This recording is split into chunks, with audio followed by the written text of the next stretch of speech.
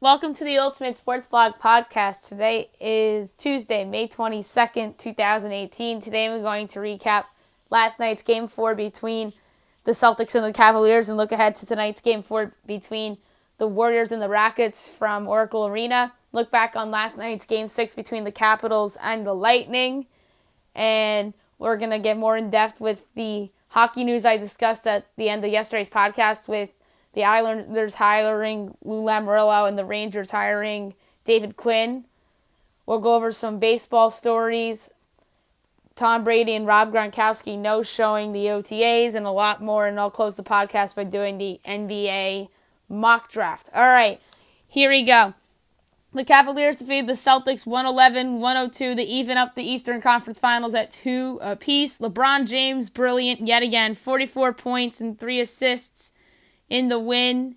Jaylen Brown put up 25 in defeat. What really hurt the Celtics in this game was the first quarter because they were down by 16, and then they made it interesting late. They cut it to 6 at one point in the fourth quarter, and the Cavs just kept hitting shot after shot, especially LeBron, as they pulled away late. If Boston didn't have a poor first quarter, they probably win this game. Tonight you have the Rockets and the Warriors. Game 4, 9 o'clock, TNT, Marv Albert, Chris Webber, Reggie Miller, and David Aldridge on the call.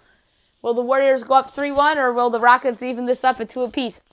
Golden State is the way better team, especially on their home court. Give me the Warriors to go up 3-1. Let's say 120-105, and everybody's going to be talking about James Harden and his playoff legacy yet again as Kevin Durant, Stephen Curry, Draymond Green, and Klay Thompson put up on a show and take a commanding 3-1 series lead. Stanley Cup playoffs. The Capitals defeated the Lightning 3-0 to force a Game 7. This was a scoreless game after 1. Second period, TJ Oshie, 6th of the playoffs on the power play, assisted by Nicholas Backstrom and Evgeny Kuznetsov, 1-0 Caps. Third period, a huge goal by Devontae Smith-Pelly, his 4th of the playoffs, assisted by Chandler Stevenson and Jay Beagle. 2-0 Caps, and that goal came right after a non-icing was called as Smith-Pelly beat out the icing and was able to take advantage of it and put the puck in the back of the net. And the empty netter by TJ Oshie to put the game away, his 7th of the playoffs. 3-0 Capitals was your final. Braden Holtby was outstanding, facing elimination, 24 saves on 24 shots. Andrei Vasilevsky kept the bolts in it, 31 saves on 33 shots. Tomorrow night's Game 7, I will pick on tomorrow's podcast. Baseball. Only a few games last night. Not everybody played. The Nationals defeated the Padres 10-2 as they improved to 25-21. San Diego drops to 20-29. Gio Gonzalez with the win. Robbie Erlin with the loss. Bottom of the second. Juan Soto's first big league home run on the first pitch in his first at bat in the big leagues. 3-0 Nats. Trey Turner RBI double, 4-0 Nats. Bryce Harper RBI double, 5-0 Nats. Bottom of the third, home run Mark Reynolds, 6-0 Nats. Top of the fourth, a home run by Franmil Reyes, his first big league home run, 6-2 Nats. Bottom of the fifth, home run Bryce Harper, 7-2 Nats. Bottom of the sixth, RBI triple Michael A. Taylor, 8-2 Nats. RBI double Trey Turner, 9-2 Nats. Bottom of the seventh, another home run for Mark Reynolds. 10-2 Nationals was your final. Gio Gonzalez was awesome. 7 innings, 2 hits, 2 earned runs, 3 walks, and 5 strikeouts. Leaves the game with a 2.38 ERA. Robbie Erlin, not so much. 4 innings, 7 hits, 6 earned runs, no walks, and 2 strikeouts. Leaves the game with a 4.8 ERA. The Phillies defeated the Braves 3-0 as they improved to 27-18. The Braves dropped to 28-18. Nick Pivetta with the win. Mike Faltiunich with the loss. Hector Neris with the save. Bottom of the fourth, home run Nick Williams, 1-0 Phillies. Bottom of the seventh, a 2-run home run by Aaron Altherr. 3-0 Phillies was your final. Nick Pivetta was outstanding. 7 innings, 4 hits, no earned runs, a walk, and 7 strikeouts. Leaves the game with a 3.23 ERA. Mike Faltiunich, 6 innings, 6 hits, an earned run, 2 walks, and 5 strikeouts. Leaves the game with a 2.72 ERA. The Mets defeated the Marlins 2-0 as they improved to 24-19. That was the Mets' fourth straight win. The Marlins dropped to 17-30. Jason Vargas, with his best start of the season, gets the win. Eliezer Hernandez with the loss. Jesus Familia with the save. Bottom of the third, RBI double is Durbo Cabrera. 1-0 Mets. Bottom of the seventh, RBI single. Wilmer Flores. 2-0 Mets was their final. Jason Vargas, 5 innings, 2 hits, no earned runs, a walk, and 7 strikeouts leaves the game with a 9.87 ERA. Eliezer Hernandez, 5 innings, 5 hits, and earned run, no walks, and 3 strikeouts leaves the game with a 2.08 ERA. The Brewers defeated the Diamondbacks 4-2 as they improved to 29-19. The Diamondbacks dropped to 25-22. Chase Anderson with the win. Zach Greinke with the loss. Corey Nebel with the save. Top of the first, bases loaded walk. Ketel Marte. 1-0 Diamondbacks. Bottom of the first, a 2-run home run for Travis Shaw. 2-1 Brewers. Bottom of the fourth, a home run by Domingo Santana. 3-1 Brewers. Top of the sixth, a home run for Jake Lamb, his first of the year. 3-2 Brewers. Bottom of the sixth, a long home run for Lorenzo Cain. 4-2 Brewers is your final. Chase Anderson, 6 innings, 3 hits, 2 earned runs, 3 walks, and 3 strikeouts, leaves the game with a 3.86 ERA. Zach Greinke, 6 innings, 5 hits, 4 earned runs, no walks, and 9 strikeouts, leaves the game with a 3.71 ERA. The Yankees defeated the Rangers 10-5 as they improved to 31-13. The Rangers dropped to 18-31. Masahiro Tanaka with the win. Bartolo Colon with the loss. Top of the second, RBI double Neil Walker, 1-0 Yankees. 2-run home run Gleyber Torres, 3-0 Yankees. Bottom of the second, a home run for Joey Gallo, 3-1 Yankees. Top of the fourth, home run Neil Walker, 4-1 Yanks. Bottom of the fourth, a 3-run home run by Rougned Odor, ties it up at 4 apiece. Top of the fifth, home run Aaron Judge, 5-4 Yanks. Top of the sixth, home run Gleyber Torres, the second of the game, 6-4 Yanks. Sacrifice fly Giancarlo Stanton, 7-4 Yanks. RBI double Didi Gregorius, 8-4 Yanks. Bottom of the seventh, home run Ronald Guzman, 8-5 Yanks. Top of the ninth, a 2-run home run by Aaron Hicks, 10-5 Yanks was your final. Masahiro Tanaka wasn't great. 5 innings, 3 hits, 4 earned runs, 4 walks, and 3 strikeouts, leaves the game with the 4.95 ERA. Bartolo Colon, 5 in the third innings, 8 hits, 6 earned runs, a walk, and 4 strikeouts, leaves the game with a 3.51 ERA. The Orioles defeated the White Sox 3-2 as they improved to 15-32. The White Sox dropped to 13-31. Andrew Kashner with the win. Hector Santiago with the loss. Brad Brock with the save. Top of the fourth, home run Manny Machado, 1-0 Orioles. Top of the fifth, home run Mark Trumbo, 2-0 Orioles.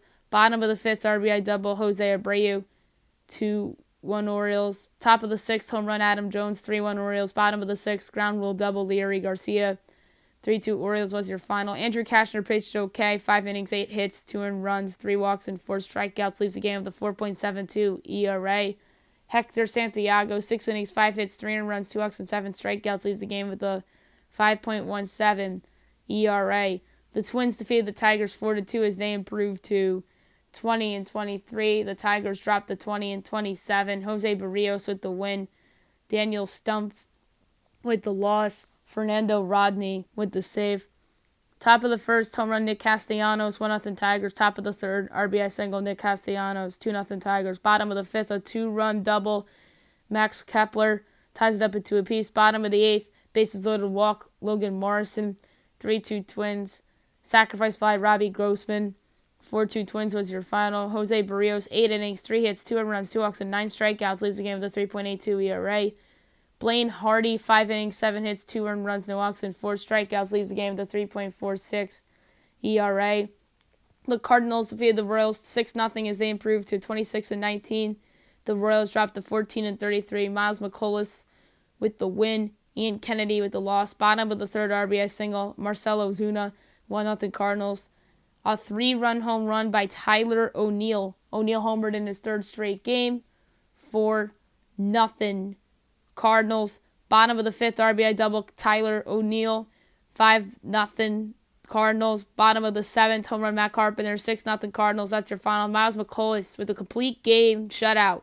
9 innings, 4 hits, no earned runs, a walk, and 9 strikeouts. Leaves the game to 2.24 ERA. Ian Kennedy, 5 2/3 innings, 9 hits, 5 earned runs, a walk, and 5 strikeouts. Leaves the game with a 5.3 ERA. The Rockies defeated the Dodgers 2-1 as they improved to 26-22. The Dodgers dropped to 20-27. German Marquez with the win, Pedro Baez with the loss, Wade Davis with the save. Bottom of the fourth, home run, Max Muncy, 1-0 Dodgers. Top of the fifth, home run, Gerardo Parra, 1-1. Top of the eighth, infield single, Carlos Gonzalez, 2-1 Rockies is your final. And then in the bottom of the ninth, Matt Kemp thought to be got on base, but he made a left turn a little bit, and he got out at first base after he made that left turn after initially crossing first base. So an ugly ending for the Dodgers in that game. German Marquez was excellent. 7 innings, 2 hits, an earned run, 2 walks, and 5 strikeouts. Leaves the game with a 4.62 ERA. Walker Buehler was great too. 7 innings, 2 hits, an earned run, no walks, and 6 strikeouts. Leaves the game with a 2.38 ERA. Today's games, you have the Indians at the Cubs, 7 o'clock ESPN. I'm going to pick this towards Maddie's picks. Trevor Bauer and Tyler Chatwood are your starters. Bauer's been such an underrated pitcher for Cleveland these last 2 years, and I really think that he's going to lead the Indians to an important road win at Wrigley Field here. So give me the Indians. Let's say 4-2 final. Padres Nationals. You have Eric Lauer and Jeremy Hellickson. Braves Phillies. You have Brandon McCarthy and Vince Velasquez. Angels Blue Jays. Garrett Richards and J.A. Happ. Pirates Reds. Jamison Tyon and Matt Harvey. Marlins Mets. Caleb Smith and Zach Wheeler. Red Sox Rays. Chris Sale and Jacob Faria. There's breaking news on the Rays that I'll get to in a couple minutes on the podcast. Diamonds Brewers. Matthew Koch and Julius Chassin. Yankees Rangers. Domingo Germán and Cole Hamels. Orioles White Sox. Kevin Gausman and James Shields. Tigers Twins. Matthew Boyd and Lance Lynn. Giants Astros. Andrew Suarez and Garrett Cole. Royals Cardinals. Jason Hamill and Luke Weaver. Rockies Dodgers. Chad Bettis and Brad Stewart. That is also an ESPN game. I like the Rockies here. Chad Bettis has pitched pretty well so far this season, and that was just an ugly defeat for the Dodgers last night. They should have won that game. Yeah, they had a couple bad breaks, but that team's just a mess, and I like the Rockies on the road here to remain in first place in the National League West. And last but not least, the Mariners and the Athletics. You have Mike Leake and Trevor Cahill. I mentioned before that I had breaking news on the Tampa Bay Rays. I'll just get to it right now. They are promoting Willie Adames, and this is big. He will have an immediate impact in that lineup. I'm interested to see if he plays against the Red Sox tonight. And it won't be easy because it's Chris Sale. But I'm very fascinated. Adames was the prize that they got in the trade that sent David Price from Tampa to Detroit. And I'm very fascinated to see how Adames plays. Other baseball news, a sneaky storyline that I forgot to mention on yesterday's podcast. Ron Gardenhire, the new manager of the Tigers, who I think's done a great job this year, has got a lot out of that team. 20-27. I didn't think the Tigers would be 20-27, 47 games into the season. I thought they'd be where the Marlins and the Royals and the White Sox and the Orioles are. They're much better than I expected, the Tigers. So give Gardenhire some credit. Are playing at Gardenhire's former team, which is the Twins. And the Twins, since he left, they had 1 year which they overachieved, and that was 2015, and then they overachieved last year and snuck into the AL wildcard game. They're off to a slow start this year despite the win yesterday, but I think the Twins are going to be hanging around in the American League for most of this season. But I just think it's funny that Ron Gardenhire is back in Minnesota for at least a couple days, and the Twins fans better have given him a nice hand because he did a tremendous job with that team while he was their manager. Chris Davis of the Athletics is on the disabled list due to a groin strain. That is a humongous loss for the Athletics. He is their best player, their best hitter, and their most valuable player to this part of the season so far. He will be missed, and I think that the Athletics are going to free fall without Chris Davis, but I could be wrong because their starting pitching's been pretty good this year. But Chris Davis is the MVP of that offense, and he will be missed. Another big injury, D. Gordon is on the disabled list as well due to a fractured toe. He'll be out for a while. That's another big loss for the Mariners. They lose Robinson Cano to the broken hand, then to the PED suspension, and now D. Gordon fractures his toe. That is a big loss for the Mariners in that lineup. He's played well in center field so far. The team recalls Dan Vogelbach, who is thriving in AAA and had some moments while he was up briefly earlier in the year. But yeah, big loss there for the Mariners. And the big story in the NFL today, Tom Brady and Rob Gronkowski are still not at OTAs for the Patriots. Bill Belichick came out and said that he's not worried about the players who are absent. But this is a big deal because these are your two best players and they're not at the OTAs. I know Brady's unhappy with the organization due to all the turmoil that went on during the offseason. And Gronkowski is not happy with the organization as well. So I wonder if they're going to both get extended and then things will be okay. But I personally think that both of these players will be back in time for the season and it won't be an issue come August. Yesterday in hockey, the New York Islanders hired Lou Lamoriello to run their front office. This was a brilliant hire by the Islanders. It looks like that Garth Snow is still going to be around as their general manager. Lou Lamoriello will just be their president of hockey operations. This is a great hire for the Islanders. I think that this helps them in their efforts to keep John Tavares in town, and we'll see how this plays out. Lou better, and I mean better, make the right moves this summer, better re-sign JT, or else this may not end well. And this will be perhaps Lou Lamoriello's final job as he is 75 years old. And once he retires, his son Chris will probably be the GM / president of hockey ops in waiting. The Rangers made it official today. They hired David Quinn of Boston University as their new head coach. This, I think, was a great hire by the Rangers, just doing something different instead of picking a guy that sort of bounced around over the last couple years. This is sort of a rebuild for the Rangers, although I won't be surprised this summer if they try to go after John Tavares or try to trade for Erik Karlsson and try to be a cup contender again. But with this hiring, I personally think that they want to try something different. They wanted to go outside the box, and I like that move. I think it's ballsy, and some coaches that have came out of college have succeeded right away, just like at Philadelphia. They hired a college coach a few years ago, and they made the playoffs 2 of his first 3 seasons. And like I said, I think it's a very wise hire by the Rangers. Last but not least, my NBA mock draft. This is my 4th mock draft, the second one post the lottery. And here we go. Number 1, Phoenix Suns. DeAndre Ayton, center, Arizona. After slotting Luka Doncic here last mock draft, I switched back to Ayton, who is perhaps the draft's best prospect due to his size, soft touch at the rim, and his promising jump shot. He's drawn comparisons to Joel Embiid and Patrick Ewing, and the Suns, who really don't have a long-term true center, won't pass on him. Number 2, Sacramento Kings. Luka Doncic, point guard, shooting guard, Real Madrid. Doncic will be the most proven player in the draft due to his success overseas.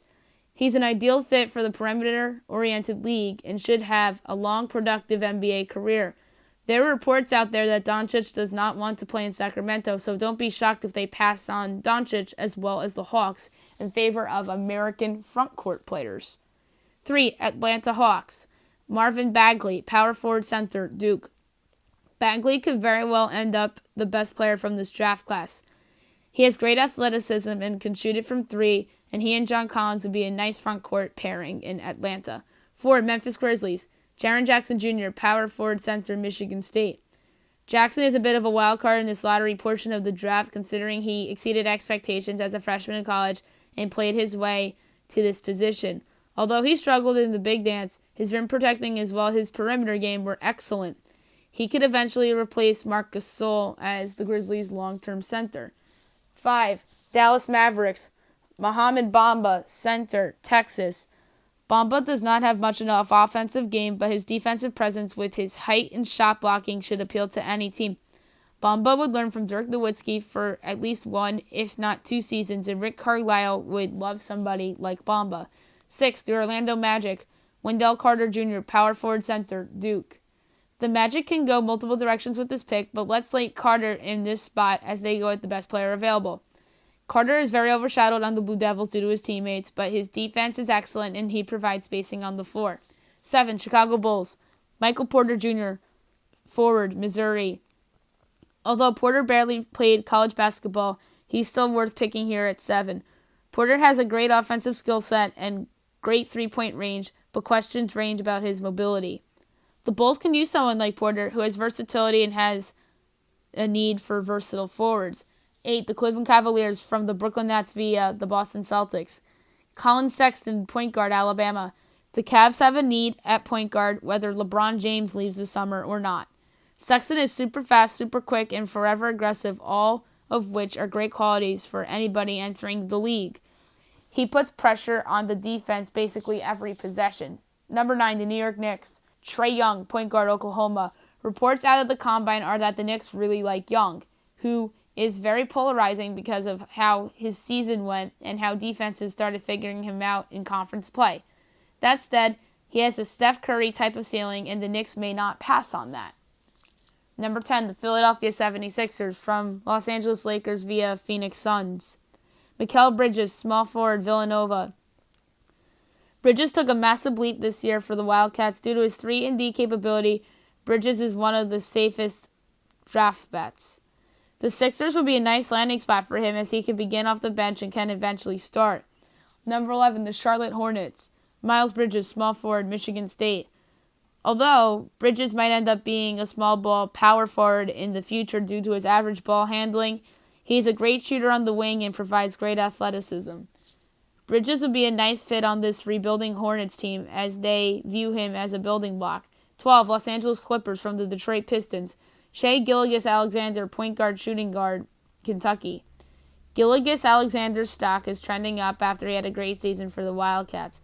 He has great size and finishing craft, defensive versatility, and maybe even quickness. Gilgeous-Alexander would be a nice piece for the Clippers going forward as they enter a rebuild. 13. The Los Angeles Clippers. Robert Williams, power forward center, Texas A&M. Williams could have been a lottery pick last year, but decided to come back to school for one more season. Williams isn't known for his offense, but he's great at rebounding and defending the rim. He could be a poor man's DeAndre Jordan. 14. Denver Nuggets. Kevin Knox, small forward, Kentucky. Knox hasn't been as consistent as a shooter as the Wildcats hoped, but he still projects as a solid defender and can rebound very well. If he develops a shot, he could end up as the small forward of the future for the Denver Nuggets. 15. The Washington Wizards. Mitchell Robinson, center, Chalmette High School in Los Angeles. This pick would be considered a reach. Robinson had a year off from competitive basketball and has no experience beyond high school.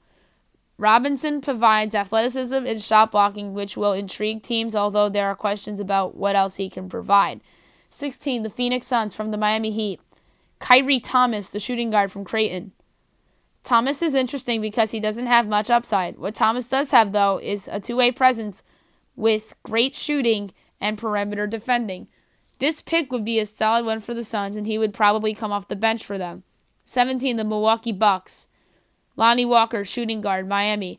Walker didn't have the greatest freshman season due to coming off his meniscus tear, which provided an interesting case for him to return to Miami. That said, Walker is worth taking in this spot due to his pure talent and potential. 18. The San Antonio Spurs. Zaire Smith, shooting guard, Texas Tech.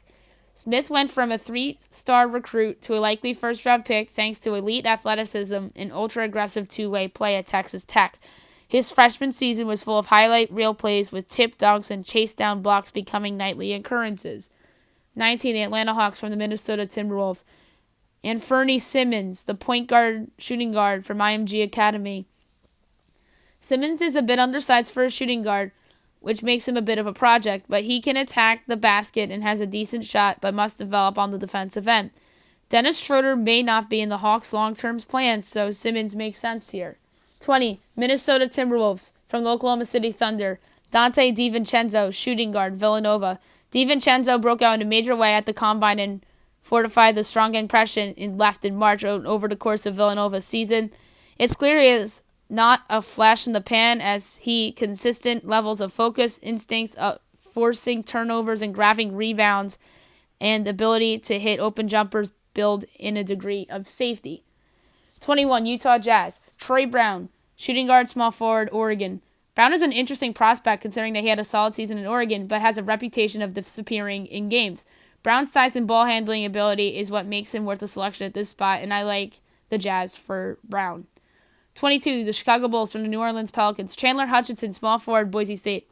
Hutchinson is one of my sleepers in this draft class. He isn't a good shooter, but has a nice all-around game. He can attack the rim, he can rebound, and he's a solid off-the-ball defender. 23. Indiana Pacers. Aaron Holiday, point guard, UCLA. Holiday is another sleeper of mine. He's a great scorer and shooter and can hold his own defensively, but he isn't great at getting in the paint. Darren Collison is not the long-term answer at point guard for the Pacers. Holiday would be a nice fit there. 24. Portland Trailblazers. Jacob Evans, shooting guard, small forward, Cincinnati. Evans' upside is limited because he is an erratic shooter and is not aggressive at the rim. His defense is awesome, and he can guard both wing positions very well. 25. The Los Angeles Lakers from the Cleveland Cavaliers. Jonte Porter, center, Missouri. Porter quietly versed onto his teens as a freshman in the light of his brother and his Bryan college career. He's a great rebounder and passer and can shoot it from three. He could be a poor man's Nikola Jokic. 26. Philadelphia 76ers. DeAnthony Melton, shooting guard, USC. Melton was held out of the entire season by the program following the role in the FBI investigation. What the Trojans missed was a great defender, a skilled passer with a great jump shot. He has a great skill set that would fit nicely on anybody's bench. 27. Boston Celtics. Bruce Brown, guard, Miami. Brown could be a steal at this spot considering he missed most of the season with the foot injury. He has a great defensive mind, good size, good athleticism, and I like the spot for Brown. 28. The Golden State Warriors. Jerome Robinson, shooting guard, Boston College. Robinson could be a steal at this spot. He's a great scorer and is great at creating his own shot off the dribble, but he's not an upper-tier athlete. 29. Brooklyn Nets from the Toronto Raptors. Keita Bates-Diop, power forward, Ohio State. He had an outstanding junior season, but what hurts Bates-Diop is his lack of athleticism, but his season cannot be ignored due to his outstanding shooting and providing matchup problems for the opposition. 30. Atlanta Hawks from the Houston Rockets via the Los Angeles Clippers. Zanan Musa, the small forward from Svettia. Musa is an intriguing international prospect that is motivated to play in the league. He's a great scorer on the wing, and his play-making skills are improving. The Hawks love international prospects, so this pick makes a lot of sense for them. That's it for the mock draft. That's it for today's podcast. I'll be back tomorrow recapping Game 4 between the Rockets and the Warriors, previewing and picking Game 7 between the Capitals and the Lightning, go over all the baseball, look ahead to Game 5 between the Cavs and the Celtics, and do my 2012 NFL redraft. I hope you guys have a great day, everybody.